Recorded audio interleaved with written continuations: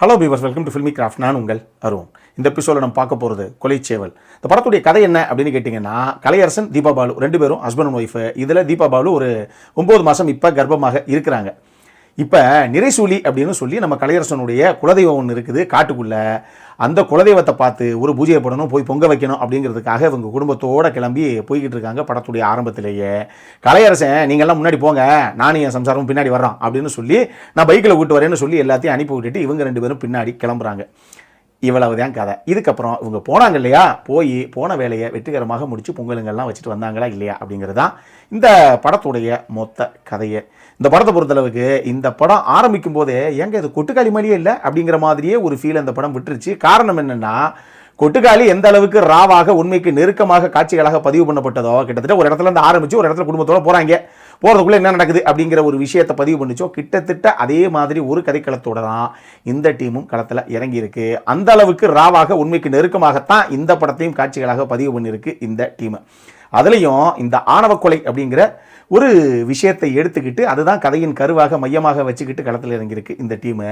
இந்த ஆணவ கொலை இருக்கு இல்லையா, அது என்னதான் இன்னைக்கு டெக்னாலஜி வளர்ந்து நாங்கள் நிலாவுக்கே ராக்கெட் விட்டோம் அப்படின்னு இங்கே அவன் உருட்டிக்கிட்டு தெரிஞ்சால் கூட, இந்தியா அளவிலேயே கூட டெய்லி காலையில் நியூஸ் பேப்பரையோ இல்லை ஒரு நியூஸ் சேனலையோ ஓப்பன் பண்ணிங்க அப்படின்னா ஏதாவது ஒரு மாவட்டத்தில் இல்லை மாநிலத்தில் இல்லை ஒரு ஸ்டேட்டில் ஒரு சம்பவம் கண்டிப்பாக எங்கேயோ நடந்துருச்சு அப்படின்னு சொல்லி ஒரு கேஸை போட்டுருவாங்க. அந்த அளவுக்கு இன்னைக்கு அளவுலையும் இந்த ஆணவ கொலை அப்படிங்கிறது தலைவிரிச்சு மொத்த இந்தியாவிலையும் ஆட்டம் கொடுத்துக்கிட்டு தான் இருக்குது. அதனால அப்படி ஒரு சென்சிட்டிவான விஷயமாக எடுத்துக்கிட்டு தான் இவங்க கதைக்களமாக உள்ள பண்ணியிருக்காங்க.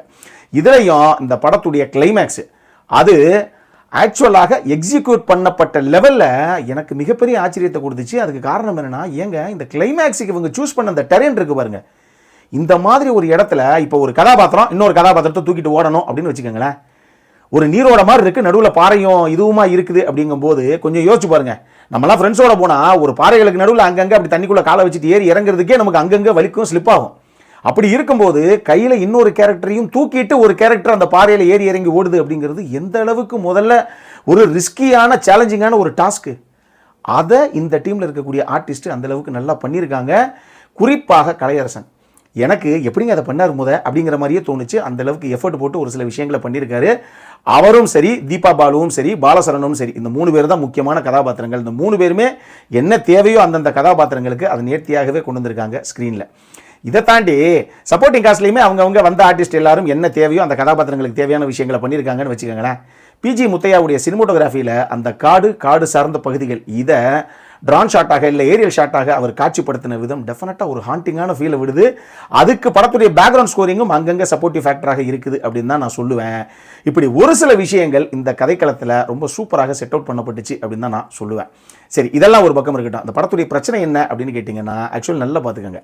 நான் சொன்ன மாதிரி ஹீரோ அவருடைய குடும்பத்தோடு கிளம்பி அவருடைய குலதெய்வம் கோயிலுக்கு போய் பொங்கல் வச்சுட்டு வர்றது தான் கதை. இந்த ஒன்லைனர் கதை தான். இதை அவங்க கிட்டத்தட்ட மலையாள படங்கள் வழக்கமாக எப்படி நரேட் பண்ணப்படுமோ அந்த அளவுக்கு ஒரு ஸ்லோ ட்ராமாவாகத்தான் இவங்க நரேட் பண்ணியிருக்காங்க.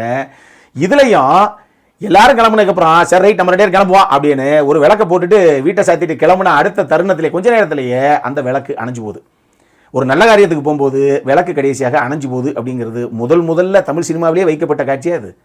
அப்படி அணைஞ்சு போனாலே நமக்கு டிஃபால்ட்டாக தெரியும், ஐயோ அபசகனமாகி போச்சே, ஏதோ ஒன்று நடக்க போகுது பாவம் அப்படிங்கிற ஒரு ஃபீல் நமக்கு வந்துருமா இல்லையா. அதை படத்துடைய ஆரம்பத்திலேயே இந்த டீம் ரொம்ப கிளியராக நமக்குள்ளே விட்டுருச்சு. இதுக்கப்புறம் அடுத்தடுத்து ஒரு கதாபாத்திரங்களாக உள்ள இன்ட்ரோ கொடுக்க அந்த பட்ட விதத்திலேயே நமக்கு தெளிவாக ஓகே இதான் சம்பவம், இதான் நடக்க போகுது அப்படிங்கிறது ரொம்ப தெளிவாக தெரிஞ்சு போகுது. அதனாலேயே இந்த கதை எங்கே ஆரம்பித்து எங்கே போய் அடுத்து நம்ம எதிர்பார்க்காத ஒரு சம்பவமாக இருக்குமோ அப்படிங்கிறது எதுவுமே கிடையாது. அவுட் அண்ட் அவுட் கம்ப்ளீட்லி ப்ரிடிக்டபிளாகத்தான் ஃப்ரம் சீன் 1 இந்த படம் நமக்கு படுது. இதை நான் சொல்கிறத விட நீங்கள் பாருங்கள். இதனால தான் இந்த படத்துடைய கிளைமேக்ஸ் இருக்கு இல்லையா, டெஃபினட்டாக நம்மளை மிரட்டி எடுக்கக்கூடிய அந்த அளவுக்கு டெக்னிக்கலி ஹை ஸ்டாண்டர்ட்ஸில் மிகப்பெரிய அளவில் ரிஸ்க்கை போட்டு எக்ஸிக்யூஷன் பார்ட் அப்படிங்கிற லெவலில் மிரட்டி விட்டுருக்காங்க.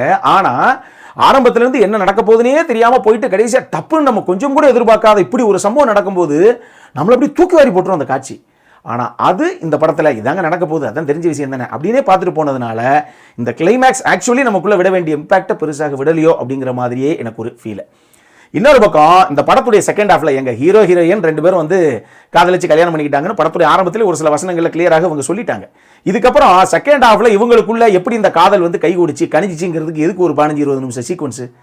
உண்மையாக அந்த ஃபர்ஸ்ட் ஹாஃப்ல ஓரளவுக்கு சுவாரஸ்யமாக இவங்க எடுத்துட்டு போன பல விஷயங்களை அந்த செகண்ட் ஹாஃப்ல நடுவில் வரக்கூடிய இந்த இவங்க 2 பேத்துக்குள்ள அந்த காதல் காட்சிகள் நடுவுலையே கம்ப்ளீட்டா அங்கேயே எல்லாத்தையும் டைல்யூட் பண்ணி விட்டாங்க.